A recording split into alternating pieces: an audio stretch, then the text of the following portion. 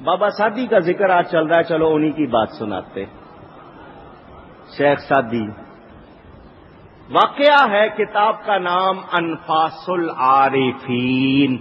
اصل کتاب فارسی میں ہے، اردو ترجمہ ہو چکا ہے. بیٹا آپ اس طرح نہ آئے میرے پاس، دے دیں رکا ان کو. انفاس العارفین کتاب کا نام. لکھنے والے حضرت شاہ ولی اللہ محدث دہلوی رحمت اللہ علیہ.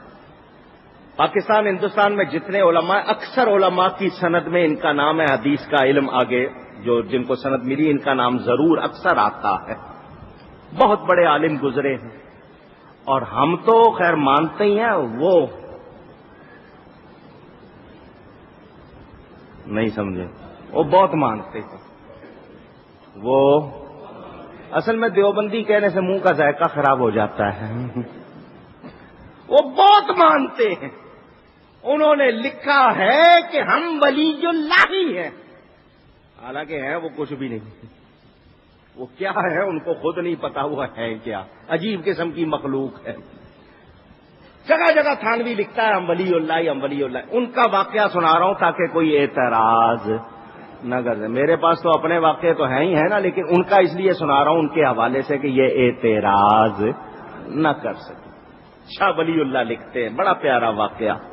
شاہ ولی اللہ کے والد کا نام ہے حضرت شاہ عبد الرحیم دہلوی رحمت اللہ علیہ. دہلی میں ایک علاقہ ہے مہندیاں، وہاں ان کے مزار پکی قبریں بنی ہوئی. قبضہ انہوں نے کیا ہوا ہے، مجاور بن کے وہی بیٹھے ہیں. میں فوٹو بھی لے کے آیا ہوں، پکی قبریں بنی ہوئی ہیں. حضرت شاہ عبد الرحیم صاحب فرماتے ہیں اکبر آباد، یہ آگرے کا پرانا نام ہے. اب جس کا نام جہاں تاج محل ہے نا آگرہ، اس کا نام ہے. پرانا نام کیا ہے؟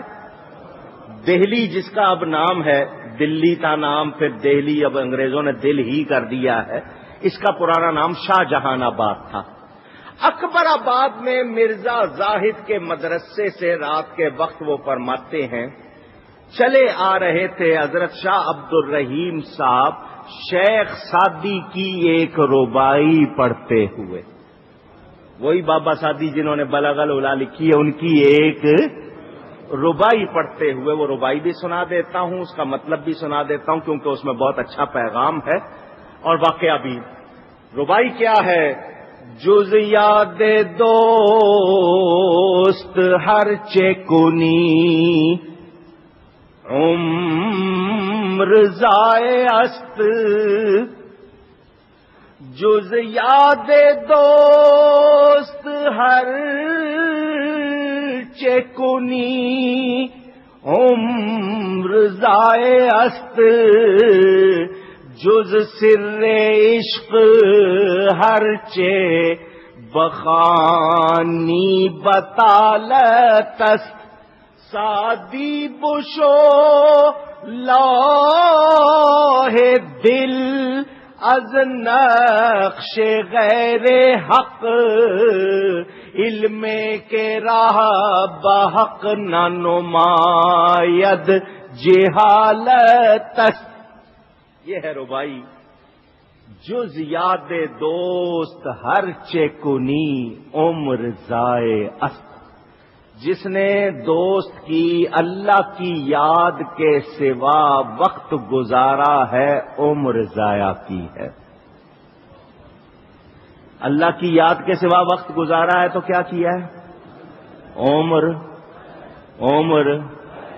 اسی لیے بزرگ فرماتے نا سانس اندر جائے اللہ باہر نکلے اللہ ہے. کوئی سانس غفلت میں گزرنی، جو دم غافل سو دم کافر. حضرت سلطان باہو فرماتے جو دم، دم کے معنی سانس، جو دم غافل سو دم کافر، منو مرشد اے ہو پڑھایا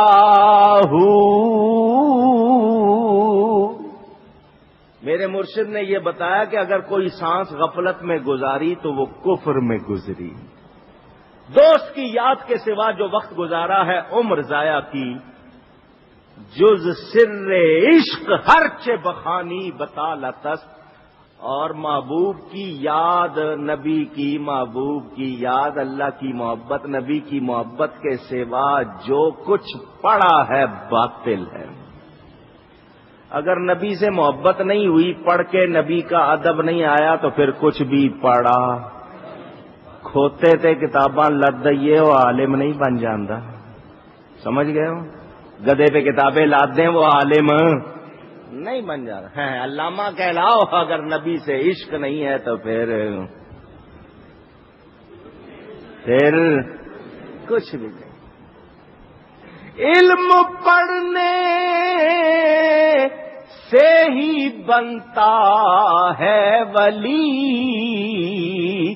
شرط یہ ہے دل میں ہو حب نبی صلی اللہ علیہ۔ نبی کی محبت نہیں تو پھر کچھ بھی پڑھا نہیں۔ اس ایسے ہی علم کے لیے حضرت بلے شاہ صاحب فرماتے نا، علم و بس کریو یار، مجھے ایسا علم چاہیے نہیں۔ جز سر عشق ہرچ بخانی بطالتس، سادی بشو لوح دل از نقش غیر حق۔